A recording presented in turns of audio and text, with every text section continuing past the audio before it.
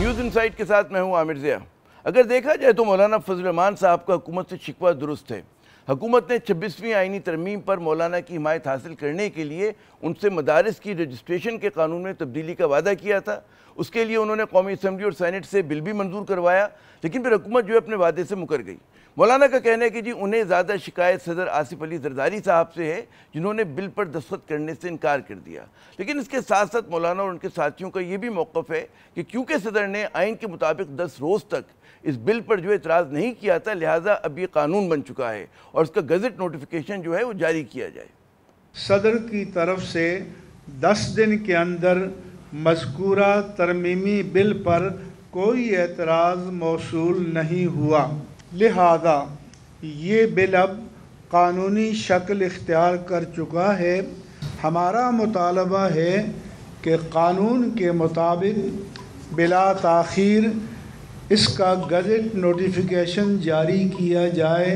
मौलाना का कहना है कि जी इनका मौक़िफ़ जो है वो कानून और आइन के ऐन मुताबिक है और हुकूमत जहाँ वादा खिलाफ़ी की मुर्तकिब हुई है, वहीं वो आइन और कानून के साथ भी खेल रही है। कौमी असम्बली से खिताब के दौरान उन्होंने कहा कि जी मदारिस बिल में कोई तरमीम काबिल कबूल नहीं, बात ना मानी गई तो फैसला ऐवान में नहीं बल्कि मैदान में होगा। मौलाना ने यह भी कहा कि जी हमें घुमाए नहीं, हमसे बेहतर घुमाना कोई नहीं जानता। ये जो कहा जाता है जॉइंट सेशन बुलाया जाएगा और अमेंडेड जो है वहाँ से, कोई अमेंडेड हम कबूल नहीं करें। आइन में जो चीज़ तय है उसके मुताबिक हो जाने दो, बाद में अगर कोई तजवीज़ आ गई तो हम बात कर सकते हैं। उसके बाद बात हालात खामखा बिगाड़ की तरफ न ले जाएं। अगर इससे आगे पीछे मामला गया तो यकीनन फिर ऐवान नहीं मैदान में फैसले होंगे। ये तरीक़े आपसे हमें ज़रा बेहतर आते हैं। दूसरी तरफ वज़ीर कानून ने मौलाना को बातचीत के ज़रिए मामला तय करने की पेशकश की है। वैसे अगर मौलाना का मुतालबा मान लिया जाता है तो उसका मतलब ये है कि जी पाकिस्तान में मदारिस की रजिस्ट्रेशन जो है वो 1860 के सोसाइटी एक्ट के तहत होगी।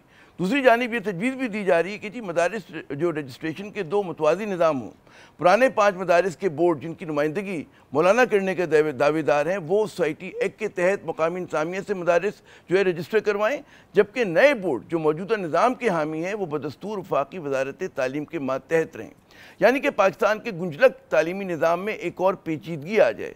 यानी कि पाकिस्तान में पहले ही हम देखते हैं कि जी ए लेवल, ओ लेवल, सरकारी, गैर सरकारी और जनाब महंगे स्कूल, सस्ते तालीमी इदारे और मदारिस के जो है मुख्तलिफ निज़ाम तालीम जो है मौजूद हैं। अब मदारिस में अगर रजिस्ट्रेशन के मामले में भी 2 तरह की जो है रजिस्ट्रेशन होगी तो मामला मज़ीद गुंजलक हो जाएगा। अच्छा, मसाइल के शिकार पाकिस्तान में बड़ा गैर ज़रूरी किस्म का मसला है, जिसे हुकूमत की कोताही पॉलिसियों ने गंभीर बना दिया है। हुकूमत पर इस मसले को गंभीर बनाने की जिम्मेदारी इसलिए जाती है कि उसने 26वीं आईनी तरमीम को बुलडोज करने के लिए बिना बहस व मुबाहिसे के उजलत में ढेरों कानून जो हैं वो बना डाले। मदारिस का मसला भी हमारे सामने इसीलिए आया है। इसी तरह के इतराज़ात जो हैं लोगों को अदलिया, नैब और दीगर उजलत में की गई कानून साजी पर भी हैं। यानी कि रावी पाकिस्तानी सियासत के मंजरनामे के लिए बेचैनी ही बेचैनी लिख रहा है।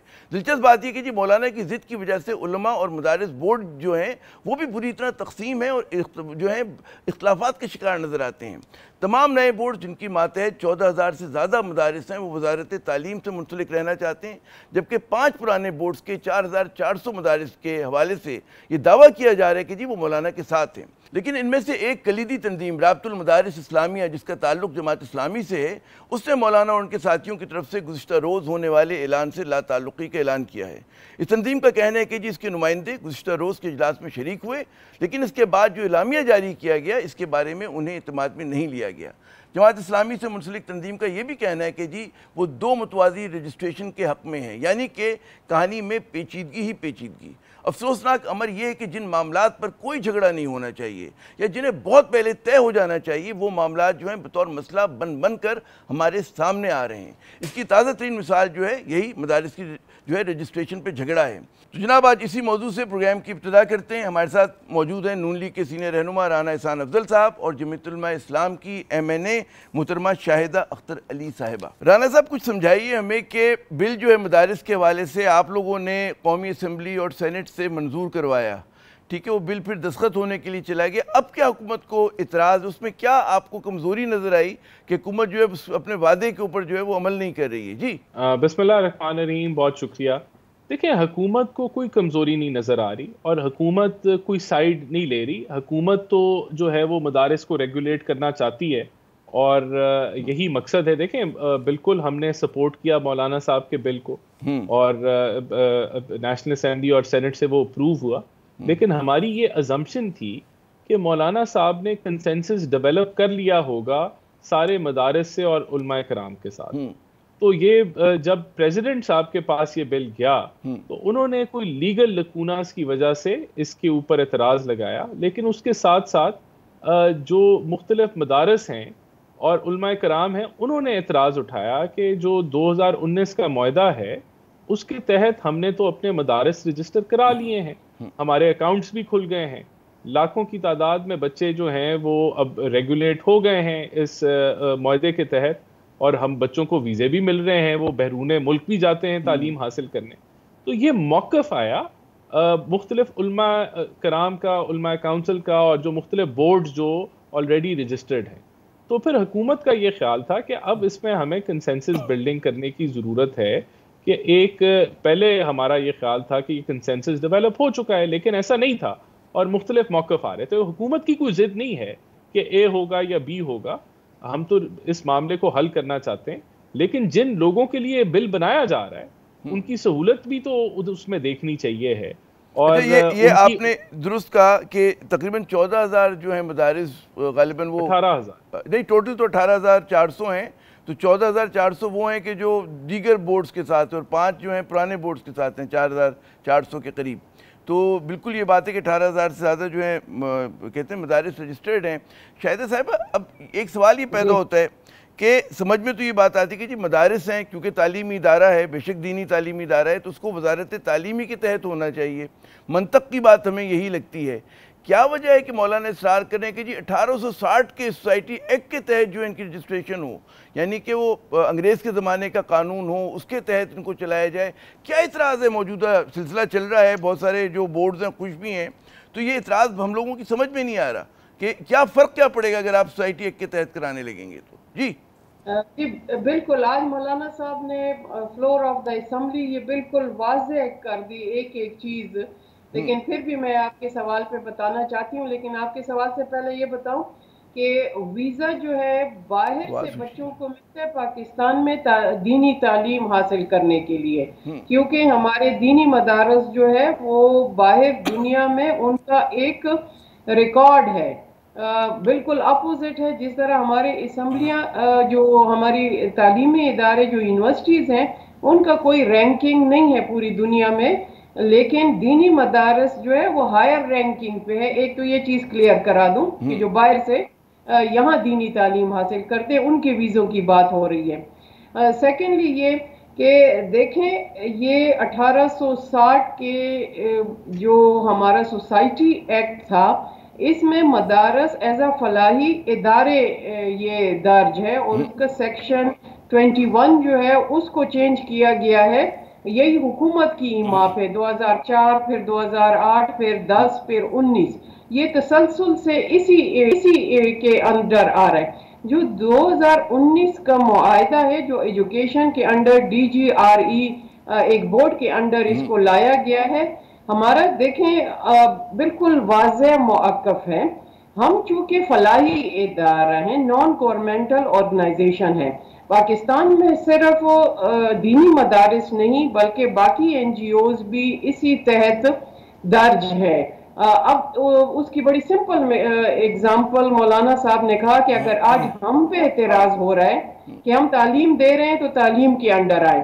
جتنی بھی NGOs ہیں آپ پاکستان میں اٹھا کے دیکھیں زیادہ تر وہ ہیلتھ کے حوالے سے بھی ہے, ایجوکیشن کے حوالے سے بھی ہیں. مجھے اگر خطہ کلامی کرنے دیں شاہدہ صاحبہ, NGOs جو ہیں وہ ایڈوکیسی کرتی ہیں, اور وہ کوئی مربع میں تعلیم نہیں بچوں کو پڑھا رہی ہوتی ہیں. وہ تو کسی ٹھیک ہے کہ پولیو پہ اویئرنیس دے دی, فلاں چیز پہ دے دی, پاپولیشن کنٹرول پہ آپ نے بتا دیا, وہ ایک بالکل الگ چیز ہے. تو یہاں تو اس کا کوئی موازنہ نہیں. آپ ایک اسٹرکچرڈ کئی برس تک بچوں کو رکھتے ہیں, ان کو سرٹیفکیٹس دیتے ہیں, ملا, عالم, فاضل اور جو بھی آپ لوگوں کی ڈگریز ہیں اس حساب سے چلتے ہیں آپ لوگ. تو جی آپ دیکھیں نا NGOs میں, آپ دیکھیں یہ بیکن ہاؤس اسکول سسٹم جو ہے, سٹی اسکول جو ہے, یہ پاکستان کے آپ کے بورڈ کے نہیں ہیں, یہ باہر سے ان کا فردر ایفیلیشن ہے. اسی طرح مسلم سینڈز ہے, کافی ہیں جو تسلسل کے ساتھ یہ اپنی ایجوکیشن بھی دے رہے ہیں. چلیں وہ تو ایک الگ ٹاپک ہے.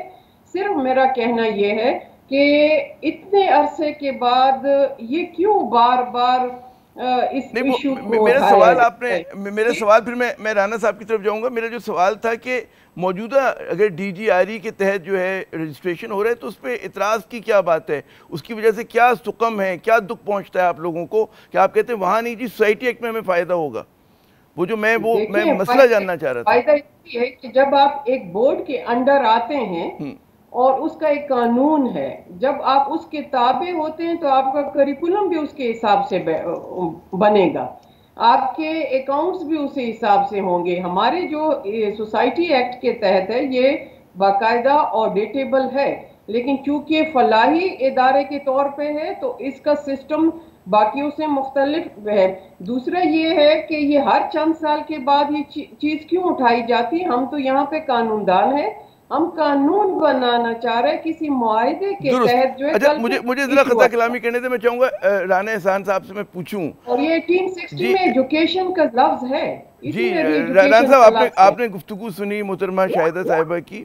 ایک تو مطلب ہے کہ ظاہر ہے کہ یہ بڑا سوال ہے کہ جی سوسائٹی ایکٹ ایک الگ چیز ہے اور وزارت تعلیم ایک الگ چیز ہے, اس پہ کچھ روشنی ڈالیے گا. اور آپ کے خیال میں آپ کہہ رہے ہیں کہ جی بے شک آپ آپشن اے لے لیں آپشن بی لے لیں فرق نہیں پڑتا, لیکن بطور حکومت فرق پڑنا چاہیے کیونکہ نظام تعلیم جو ایک حساس مسئلہ ہے. ہمارے یہاں پہلے ہی کتنے متوازی کہتے ہیں نظام تعلیم میں, اے لیول کے بچے الگ, او لیول کے الگ پڑھ رہے ہوتے ہیں, سرکاری اسکول, نیم سرکاری اسکول, غریب کا اسکول, امیر کا اسکول. اس میں مطلب ہے کہ مدارس کو مطلب ہے کہ آپ کہیں اے کر لیں بی کر لیں ہمیں فرق نہیں پڑتا, تو یہ بات سمجھ میں نہیں آ رہی میری. جی نہیں دیکھیں میں یہ کہہ رہا ہوں کہ ہمارا مقصد تو ریگولیٹ کرنا ہے, اور کیونکہ یہ تعلیم ہی دے رہے ہیں, اگر ہم نے پک ہی کرنا ہے تو یہ بہتر ہے کہ ان کا جو ہے وہ ایجوکیشن کے بورڈ کے اندر آئیں.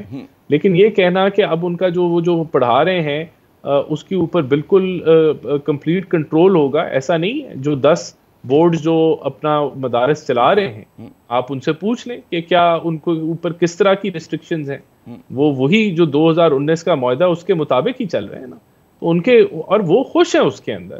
اگر ان سے پوچھا جائے کہ آپ دوبارہ اب یہ رجسٹریشن کا پروسیس جو ہے آپ کیا منسٹری آف انڈسٹریز کے اندر آپ کرنا چاہتے ہیں, تو ان کا موقف ہے کہ ہم نہیں کرنا چاہتے. تو جن لوگوں کے لیے یہ قانون سازی ہو رہی ہے کیا ان سے کنسنسس ان کی رائے نہیں لینی چاہیے؟ اور اگر رانا صاحب یہ تقسیم رہتی ہے کہ مولانا کے ساتھ جو 5 بورڈز ہیں اور اس میں بھی میں پڑھ رہا تھا اسٹیٹمنٹ جماعت اسلامی والے کہہ رہے ہیں جی ہم ساتھ نہیں ہیں, ہم اس وہ جو ان کا بھی ایک اسٹیٹمنٹ آیا تھوڑی دیر پہلے, تو وہ ساتھ نہیں, چلیں 5 یا 4 بورڈ ان کے ساتھ ہیں, 10 ایک طرف ہیں. تو ایک تجویز یہ بھی آ رہی ہے کہ جناب 2 متوازی رجسٹریشن کے طریقے ہوں, ایک جو وزارت تعلیم کے تحت ہو, ڈی جی آر ای کے تحت ہو, ایک جو سوسائٹی کے تحت. آپ کے خیال میں یہ چیز قابل عمل ہے, ہونا چاہیے, ملک میں مزید پیچیدگی لے کر آئیں, نظام ایک نہیں ہونا چاہیے؟ دیکھیں بہتر تو یہی ہوگا کہ نظام ایک ہوگا, لیکن سب سے بہتر یہ ہوگا کہ اگر کنسنسس کے ساتھ بجائے کہ ہم جو ہے کوئی پروٹیسٹ کی کال کی بات کریں, کیونکہ یہ کوئی ایسا معاملہ نہیں ہے جس سے حکومت جو ہے حکومت کو کوئی ذاتی فائدہ ہو رہا ہے. یہ لاکھوں کی تعداد میں جو بچے مدارس میں پڑھ رہے ہیں ان کے مستقبل کی بات ہے. اور ایک آبویسلی آپ نے جو دنیا آپ اسی دنیا میں رہتے ہیں اور دنیا کے اندر آپ کے فیٹف کے معاملات ہیں, آپ کی ٹرانسپیرنسی کے معاملات ہیں, اور آج اگر آپ نے دنیا کے ساتھ چلنا ہے تو ہر ایک جو بیسک منیمم جو آپ کی جو ایک کہہ لیں کہ ریکوائرمنٹ ہوتی ہے کمپلائنس کی, جو دنیا کے انٹرنیشنل رولز ہیں اس کے مطابق آپ نے چلنا ہے, اور آپ نے چیزوں کو ریگولیٹ بھی کرنا ہے. یہ ہمارے لیے نہ, یہ ہم نے دنیا کے لیے نہیں کرنا, اپنے لیے کرنا ہے, کیونکہ ہم نے بھی چیزوں کو مانیٹر کرنا ہے بات آپ کیسے ہو رہی ہے. بڑی سولانے درست بات چلیں تسلیم کرتے, لیکن ایک میں سے پہلے کہ شاہدہ صاحبہ کے پاس جو کامنٹ میں چاہوں گا آپ ضرور دیجیے گا.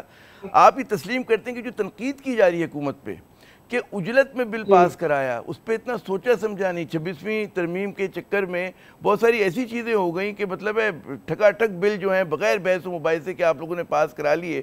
تو یہ تو غلطی ہے حکومت پہ, یہ تنقید تو بنتی ہے کہ نہیں ہونا چاہیے تھا. میں بالکل یہ سمجھتا ہوں, حساس معاملہ ہے, اس سے بہتر جانتے ہیں. میں سمجھتا ہوں کہ جب مولانا صاحب نے, جب حکومت نے اجلت میں کوشش کی کہ ہم 26ویں آئینی ترمیم کو پاس کر لیں, تو تب مولانا صاحب نے ہمیں روکا اور انہوں نے کہا کہ آپ اپوزیشن سے بھی مشورہ کریں, کیونکہ اپوزیشن بھی سٹیک ہولڈر ہے. تو ان سے ہم نے مشاورت کی, وہ جو اسپیشل کمیٹی تھی, لیکن ایسی اسپیشل کمیٹی کہ جس کے اندر, کیونکہ مدارس کو تو ریپرزینٹ سیاسی جماعتیں تو نہیں کرتی, بہت سارے مدارس ایسے ہیں جو سیاست کے اندر جن کا حصہ نہیں ہے, وہ نیشنل اسمبلی میں نہیں بیٹھتے, مولانا صاحب بیٹھتے ہیں. تو ہمیں اس وقت مختلف جو علماء کرام تھے اور جو مختلف بورڈز کو ریپرزینٹ کرتے تھے, ان کے ساتھ ڈیٹیل مشاورت کرنی چاہیے تھی. لیکن کیونکہ مولانا صاحب کا ایک پریشر تھا, ہم نے اگری کیا, اس وقت ہمارا خیال تھا کہ کنسنسس ہو چکی ہے تو ہم مولانا صاحب کے ساتھ چلے. لیکن اب آ کے یہ پتہ چلا ہے آپ تسلیم نہیں کر رہے. میرے خیال میں تو ہم جیسے ناچیز لوگوں کی رائے کہ بھائی وہ اتنا جھبڑ دبڑ میں قانون سازی ہمارے ملک میں ہوتی ہے نا, مہینوں ایک چیز پر بحث ہوتی ہے تب جا کے قانون بنتا ہے. رانا صاحب آپ مجھ سے بہتر جانتے ہیں, بلکہ آپ ہی ہمیں بتا سکتے ہیں اس کے بارے میں. حساس معاملہ ہوتا ہے قانون سازی. تو یہاں تو ہوا کہ بھئی سیاسی موقع پرستی کی وجہ سے یا مولانا کو بنانے کی وجہ سے جلدی میں ہو گئے. لیکن مجھے اجازت دیں میں شاہدہ صاحبہ سے پوچھوں. شاہدہ صاحبہ, یہ جو خواہش ہے ابھی جس کا اظہار رانا صاحب نے کیا کہ جی حکومت کا کام ہے ریگولیٹ تو کرے گی, اوورسی تو کرے گی کہ جی مدارس میں کیا پڑھا رہے ہیں, کیا سلیبس ہے.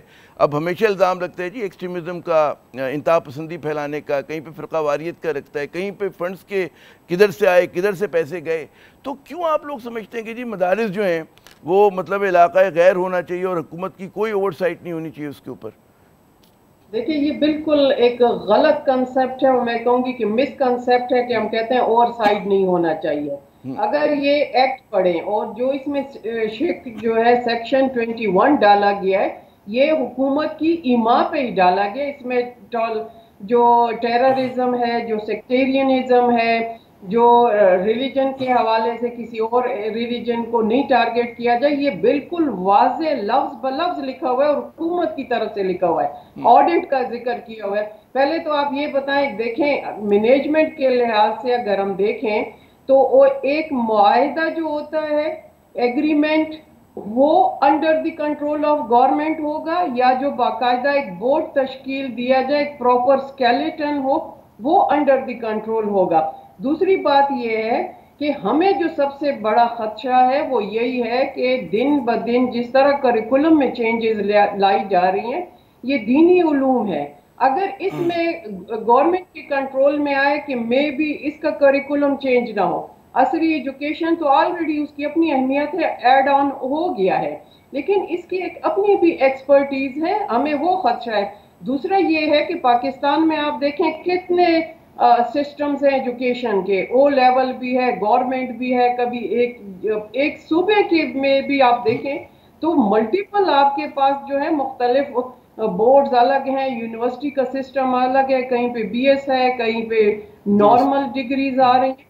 تو پہلے تو وہ آپ سٹریم لائن کریں, اور میں نے جس طرح پہلے ہی کہا ہے کہ دیکھیں یہ ایک سسٹم ہے, سموتھ ہے, اس کو چلنے دیں, اور آلریڈی گورنمنٹ نے ہی ڈرافٹ بنایا. اچھا, سیکنڈلی امپورٹنٹ چیز یہ کہ ہماری طرف سے بالکل یہ دعویٰ بھی ہے کہ اگر آپ اس کو ایکٹ, ہم جس طرح ہم کہہ رہے ہیں کہ یہ ایکٹ ہے, اب اس میں اور کوئی ٹیکنیکل بات نہیں ہے, ہم نے ایکٹ بنا دیا, آپ اس کو تسلیم کریں, گزٹیڈ کریں, آپ کے پاس 2/3 میجورٹی, گورنمنٹ کے پاس سمپل میجورٹی تو ہے نا, آپ اس کو چینج کرنا چاہیں, اس میں امینڈمنٹ لے کے آ جائیں تو بالکل اوپن ہے اگر یہ ایکسیپٹیبل نہیں ہے. اچھا, یہ شاہدہ صاحب میں چاہوں گا آپ بھی کامنٹ کیجئے گا, میں خطہ کلامی یوں کروں کہ ایک بہت اہم چیز ہم دیکھتے ہیں کہ دنیا چاند پہ پہنچ گئی ہے رانا صاحب, اور اے آئی کا دور آ گیا, آرٹیفیشل انٹیلیجنس کا آ رہا ہے, جابز ڈسکارڈ ہو رہی ہیں, سائنس کہتے ہیں نا وہ چھلانگے مار کے ترقی کر رہی ہے, دنیا کہاں سے کہاں جا رہی ہے.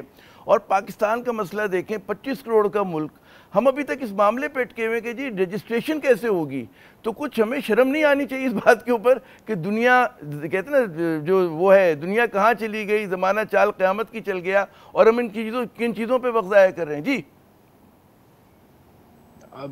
دیکھیں, اگر آپ میرے سے سوال کیا, میں نے آپ سے کیا, پھر میں چاہوں گا میں یہی چیز ان کے شاہدہ صاحبہ سے بھی پوچھوں. دیکھیں, میں ایگری کروں گا, یہ بات یہ ہے کہ ہر چیز دنیا میں کوئی ایسے نہیں ہوتا کہ کھلے عام ہوتی ہے اور بغیر کسی قاعدے قانون کے ہوتی ہے, اور بالکل مدارس جو ہیں وہ رجسٹر ہونے چاہیے ہیں, اور جو اگر ریاست کے سب حصہ ہیں اور پاکستان ایک ملک ہے اور ہم پاکستانی ہیں, تو جو بھی ہم کام کریں وہ کسی نہ کسی ایک ریگولیٹڈ فارم میں ہونا چاہیے.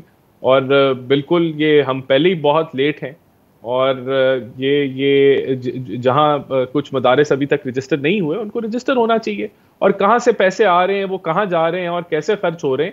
یہ تو اب تو یہ یعنی کہ دنیا میں تو کیش لیس اکانومی ہو چکی ہے, اور تو یہاں تو ہم جو ہے وہ بیسک اکاؤنٹ کھولنے کی ابھی تک ادارے ایسے ہیں کہ جن کے اکاؤنٹس ہی حکومت کو پتہ ہی نہیں ہے کہ کہاں سے پیسے آ رہے ہیں اور کیسے ہو رہے ہیں. تو یہ سب کچھ ریگولیٹ ہونا چاہیے. میں تو تسلیم کروں گا اس بات کو کہ ایز اے کنٹری ہم پہلے ہی بہت لیٹ ہیں, بہت اور پیچھے یہ ہیں, بحث بہت جو ہے پیچھے ہیں, بہت زیادہ پسماندہ ہیں. مجھے اجازت دیجیے میں شاہدہ صاحبہ کہ ہم لوگ عجیب بات ہے, ہم کوالٹی آف ایجوکیشن پہ بات نہیں کر رہے, ہم یہ بات نہیں کر رہے کہ جو مدارس کے لاکھوں بچے ہیں جن کا تعلق زیادہ تر کا نچلے کہتے ہیں نا محنت کش طبقے سے ہے, کم آمدنی والے طبقے سے ہے, کہ ان کو کوئی ایسی اسکل بھی سکھائی جائے جن کا بالکل کہ کوئی کارآمد شہری بنے. دینی تعلیم اپنی جگہ سراخوں پر, وہ تمام مسلمان, وہ تو بیکن ہاؤس کے بچے بھی حاصل کرتے ہیں دینی تعلیم, سبھی کرتے ہیں, گرامر کے بھی کرتے ہیں, جتنے وہ ہیں.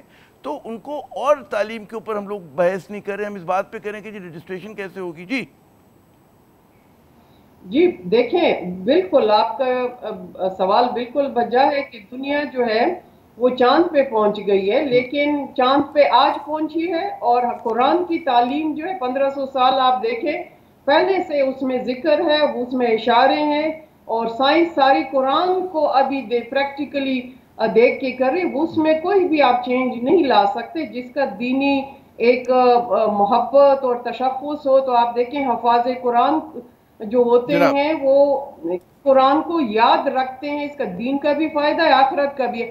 رجسٹریشن ایک ٹیکنیکل چیز ہے, اور یہ میں یہی ہمیں یہی خدشہ ہے کہ ایف اے ٹیک دینی مدارس کیوں, یہ آپ کے دین کے حوالے سے بقول آپ کے آپ لوگوں کو خطرہ ہے کہ اس میں مداخلت کر سکتے ہیں. شاہدہ صاحبہ یہ ایسا موضوع ہے, بہت ہی سنجیدہ موضوع ہے, اس پہ مزید بات ہونی چاہیے, منٹوں میں نہیں بلکہ گھنٹوں بات ہونی چاہیے. لیکن کیا کیا جائے کہ ہمارے پروگرام کا دامن جو ہے وہ ذرا سا تنگ ہوتا ہے. ہم یہاں پہ ایک وقفہ لیں گے. میں بہت شکریہ ادا کرتا ہوں شاہدہ صاحبہ کا بھی اور رانا صاحب کا بھی کہ انہوں نے وقت دیا. ناظرین وقفہ لیتے ہیں, وقفے کے بعد جب دوبارہ حاضر ہوں گے تو ایک اور بہت بڑا اہم مسئلہ ہے. کیا مطلب ہے, آپ کو تو پتہ ہی ہماری سیاست میں کس قسم کی جوتم پیدار جاری ہے, اور ہمیں پتہ ہے کہ کس طرح سے مطلب ہے کہ حکومت بمقابلہ پی ٹی آئی, یعنی کہ حکومت کا ایک ہی محاذ نہیں اور بھی محاذ ہیں, تو حکومت بمقابلہ پی ٹی آئی. اور لیکن پھر پی ٹی آئی کی اگر بات کریں تو اس کی اپنی ایک سیاست ہے, اس میں بھی مطلب ہے کچھ اختلافات کی ہم بات سنتے ہیں, اس میں بھی ہم سمجھتے ہیں کہ وہ لوگ جو ہیں جس طرح کی فیصلہ سازی کر رہے ہیں اس سے خود ان کو بھی نقصان ہو رہا ہے, اور بعض لوگ الزام لگاتے ہیں کہ ملک کو بھی ہو رہا ہے.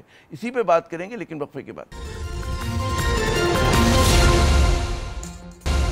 تو جناب حکومت کا دعویٰ ہے کہ پاکستان تحریک انصاف کی جو احتجاجی حکمت عملی ہے وہ ناکام ہو گئی ہے. حکومت کے بڑوں کا کہنا ہے کہ جی ہم 9 مئی کے اور پھر اب وہ 26 نومبر کے بھی واقعات کو بھلانے اور معاف کرنے کے لیے تیار نہیں ہیں. اچھا دوسری جانب ہم دیکھتے ہیں کہ جی پی ٹی آئی کی جانب سے جو ہیں متضاد اشارے مل رہے ہیں. ایک طرف تو ظاہر ہے کہ سول نافرمانی کی بات ہو رہی ہے, دوسری طرف مذاکرات کے لیے بھی تیار ہیں, لیکن حکومت جو ہے وہ مذاکرات کے معاملے میں اتنی پرجوش نہیں ہے. اچھا پھر پی ٹی آئی کے اپنے بھی کچھ داخلی مسائل چل رہے ہیں. ظاہر ہے کہ ان کی جو قیادت ہے وہ مشکلات کا شکار ہے. پارٹی کے اندر لوگ دعویٰ کرتے ہیں, خصوصاً جو مخالفین ہیں, کہ جناب وہ ان میں بہت زیادہ تقسیم ہے, اختلافات ہیں. جو تمام جو معاملات ہیں آپ کو لگتا ہے کہ جی بہت گنجلک جو ہے صورتحال ہے, اور ظاہر ہے کہ اس کی وجہ سے ہم دیکھتے ہیں کہ پاکستان کی جو عمومی سیاست ہے اس میں بھی غیر یقینی پن ہے, اس میں ایک عدم استحکام ہے. تو معاملات جو ہیں وہ آگے بڑھیں گے تو کیسے بڑھیں گے؟ اگر پی ٹی آئی کی سیاست بند گلی میں آ گئی ہے تو اس کے پاس کیا سبیل ہے کہ وہ اس بند گلی سے اپنے آپ کو نکال سکے؟ کیونکہ اب تک جو اس کی حکمت عملی رہی ہے اس نے اس کی مشکلات میں, اس کے جو ناقدین ہیں بلکہ اس کی حمایتی بھی, وہ کہتے ہیں کہ جی مشکلات میں اضافہ ہی کیا ہے. تو آج ہم اسی موضوع پہ بات کرتے ہیں. ہمارے ساتھ موجود ہیں محترم فردوس شمیم نقوی صاحب. یہ پی ٹی آئی کے ان رہنماؤں میں سے ہیں کہ جب ان کے کراچی کے بہت سارے سینئر ساتھی جو کہتے ہیں نا دباؤ کو برداشت نہیں کر سکے, چھوڑ گئے پارٹی کو, جو نامور تھے, بڑے مشہور نام تھے, فردوس صاحب جو ہیں اپنی کہتے ہیں صحت کے چیلنجز کے باوجود کھڑے رہے اسی جگہ پہ, اور آج بھی وہیں پہ کھڑے ہوئے ہیں. فردوس صاحب بہت شکریہ اپنا قیمتی وقت دینے کا. سب سے پہلے یہ بتائیے کہ صاحب نظر آ رہا ہے کہ حکومت تو پرجوش نہیں ہے مذاکرات میں, اور آپ کی پارٹی کی طرف سے ظاہر ہے کہ پہلے آپ لوگ کہتے تھے ہم بالکل مذاکرات نہیں کریں گے اس حکومت کے ساتھ, مینڈیٹ چور ہیں, پتہ نہیں کیا کیا کہا کرتے تھے, اب آپ مذاکرات کے لیے تیار ہیں. تو کیا لگ رہا ہے, مذاکرات ہوں گے, نہیں ہوں گے, سول نافرمانی ہوگی؟ جی میری تو ہماری حکمت عملی بالکل واضح ہے. ہم یہ الزام اپنے اوپر نہیں لینا چاہیں گے کہ ہم نے مذاکرات نہیں کرنا چاہ رہے.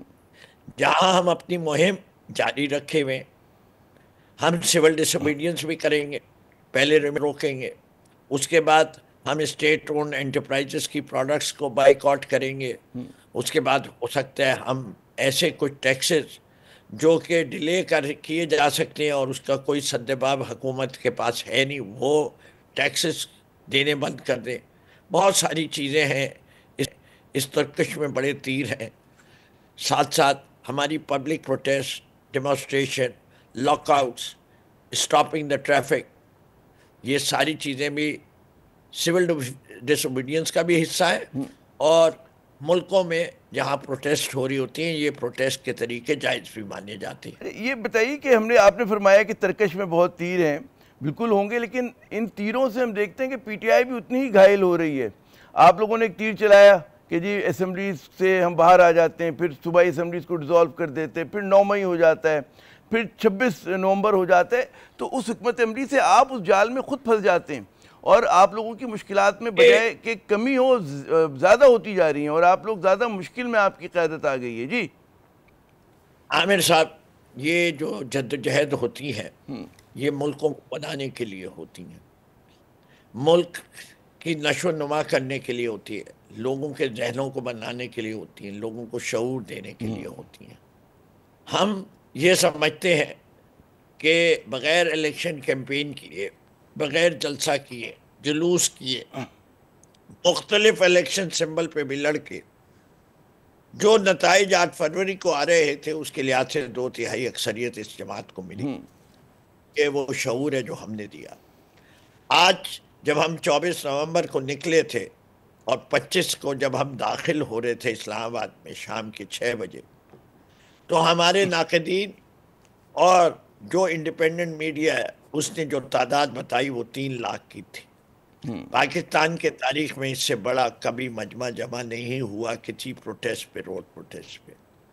22 کلومیٹر کے اوپر لوگ پھیلے ہوئے تھے، اور جس طرح سے ظلم کیا گیا ہے 26 نومبر کی رات کو روشنیاں بند کر کے، اور اس سے پہلے 21 نومبر سے موٹر ویز بند کر دی گئی، انٹرنیٹ بند کر دیا گیا۔ پورا ملک واقف ہے کہ کیا ہوا، اور حکومت کا بیانیہ بھی سامنے اور آپ کا بھی بیانیہ سامنے۔ جی، اور وہ بھی کس جماعت کے لیے؟ جس کو مریم بی بی دونوں۔ اچھا فردوس صاحب، مجھے ذرا خطا کلامی کرنے دیں۔ مجھے کان میں کہا گیا ہے کہ جی بریک لوں میں فوراً، یعنی کہ وقفہ لوں، وقفے کے بعد جب دوبارہ آتے ہیں فردوس شمیم نقوی صاحب ہمارے ہوں گے، ان سے مزید بات کرتے ہیں، ہمارے ساتھ رہیے گا۔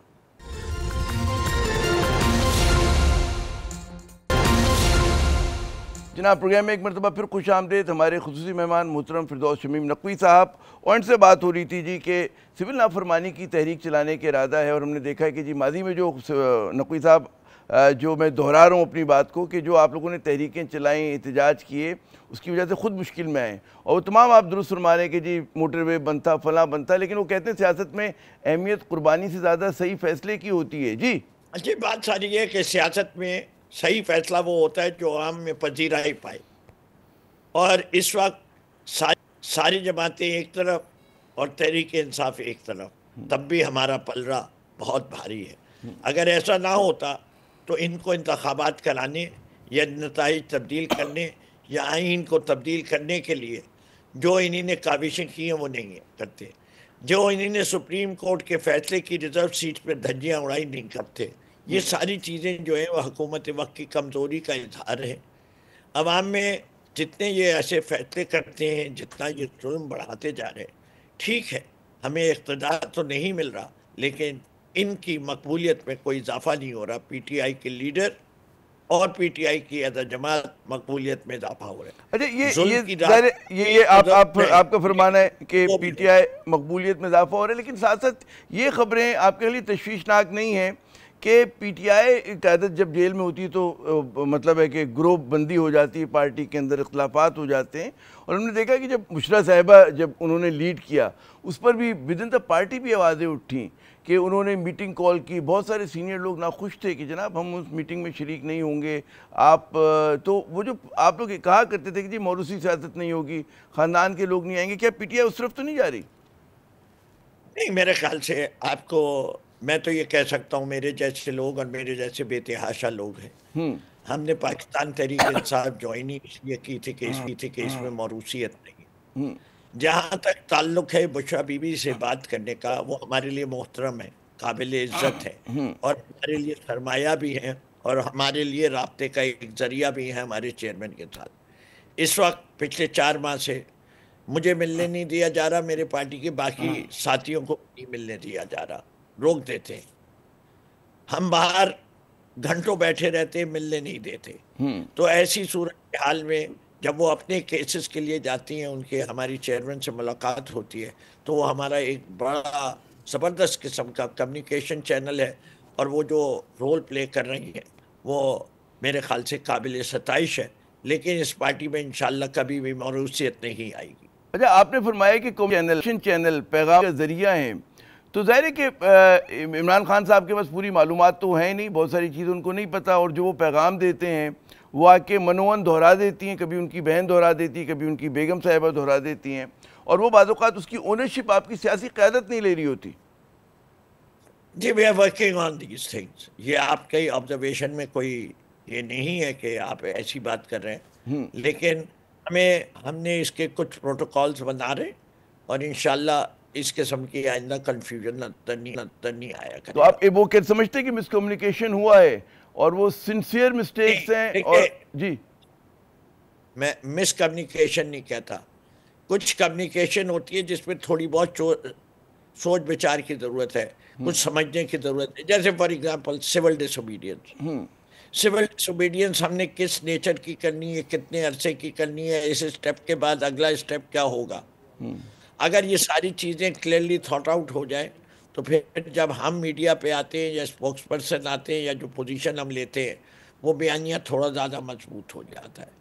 ورنہ لوگوں کے پاس جب پوری انفارمیشن نہیں ہوتی اور یہ نہیں ہے ریڈ کر سک رہے کہ ہمارے فاؤنڈر کا رخ، رجحان یا سوچ یا ویژن یا کیا وجوہات ہیں جس کی وجہ سے یہ اقدام لیا ہے، تو آپ جیسے جرنلسٹ جو بڑے باریک قسم کے سوال پوچھتے ہیں ان کا جواب دینا ذرا دقت طلب ہو جاتا ہے.